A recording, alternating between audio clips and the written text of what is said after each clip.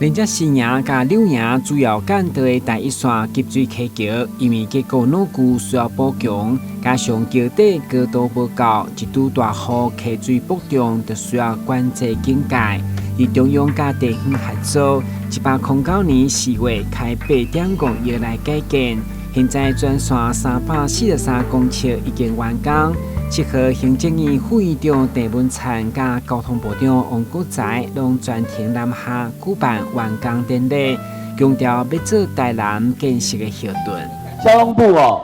最支持台南，因为台南现在的发展要均衡，尤其是溪北地区目前也是建设的重点所以集水溪桥改建编了8亿5千万。纳入前瞻，让咱新营到柳营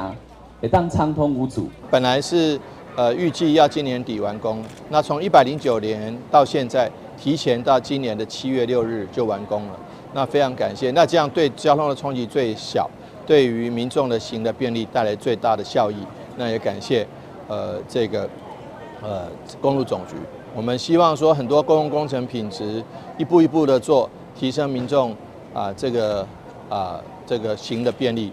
改建以后，更较宽、更较安全、舒适的集水溪桥，已经彻底解决通风断面不足的饮水的情形。惠中市长嘛积极争取南95线跨越集水溪桥的经费，交予公路总局来建议，予溪南、溪北的交通建设更较完善。